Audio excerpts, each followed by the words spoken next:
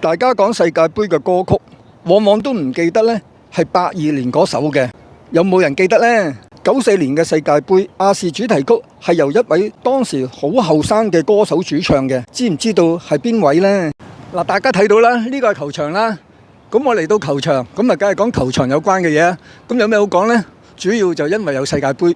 咁世界盃裏面呢，其實就有好多歌同世界盃有關嘅，所以我同大家聽世界盃嘅歌，同埋睇世界盃有關嘅片啦。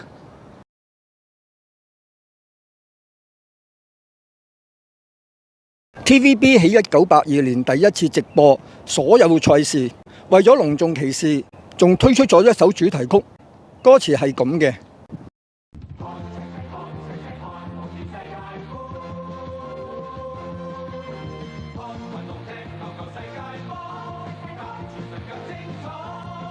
我諗都好少人記得咯。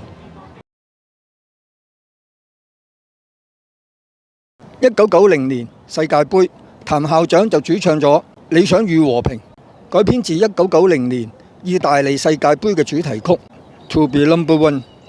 老老實實話俾大家知，踢世界盃最緊要係咩呢？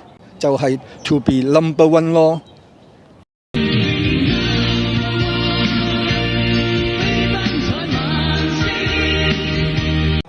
呢一屆亞視亦有直播，佢哋由曾志偉主唱《勝出是時候》，原曲係 Lambada， 蔡玲玲亦改編過《人生嘉年華》。取向上游，在今晚睇世界盃是時候。呢首歌好受球迷嘅歡迎，梗係啦，邊個唔想比賽係19比9、29比9啊？19比9、19比9，唔會夠，唔會夠。1994年世界盃，天王黎明唱出獻出激情。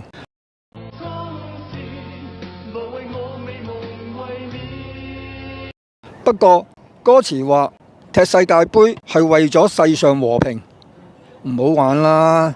大家都想贏波㗎。呢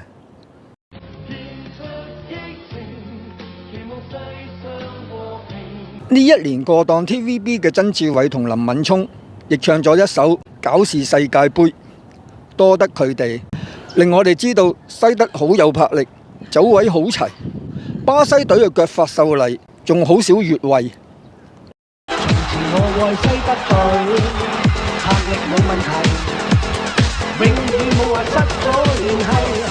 至於幫亞視唱主題曲嘅係啱啱攞咗唱歌比賽冠軍，只得10幾歲，後嚟成為咗杜太嘅田蕊妮。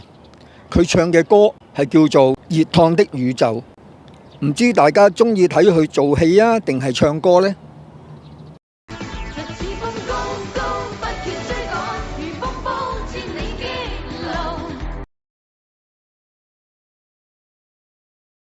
呢屆世界盃好中意踢波嘅李克勤唱咗《球迷奇遇記》，前面不斷唱遲奶遲奶，真係唱出半夜起身睇波嘅球迷心聲。不過用國語唱遲奶又令人想起另外一首歌喎。遲奶遲奶遲奶遲奶，今晚大家不想去街。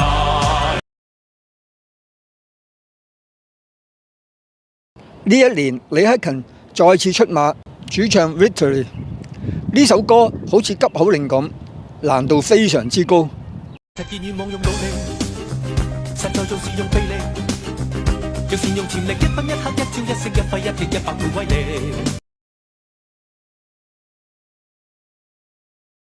呢一年李克勤又唱出《我着10號》，相信都打動咗好多觀眾，因為個個都幻想自己係球場上嘅10號仔咯。我着10號，只因喜愛邊個，着去球場，不擔心冇位坐。另外 TVB 揾咗林峯、鄭嘉穎、吳卓羲、黃宗澤唱出 Put Your Hands Up， 不過睇佢哋喺舞台上求求其其咁喐，真係好鬼死尷尬咯。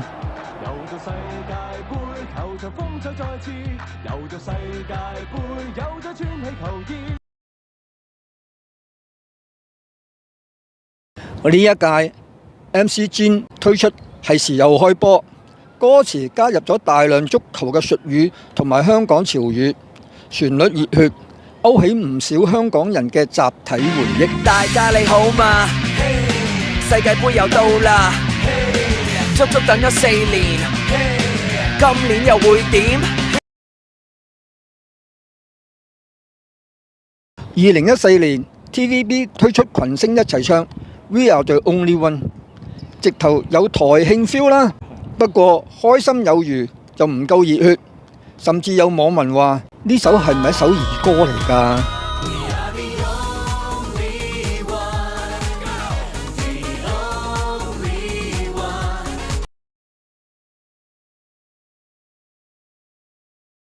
？2018年，譚校長帶領群星主唱《我們的夢》，熱鬧就熱鬧啦。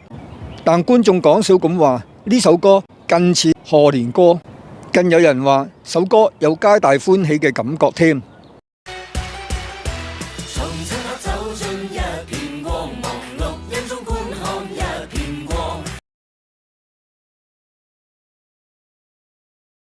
今屆嘅世界盃都好似冇乜氣氛，有冇主題曲嘅呢？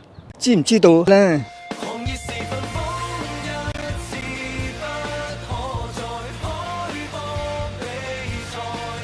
如果大家喜歡呢條片，記得訂閱同撳鐘仔啊！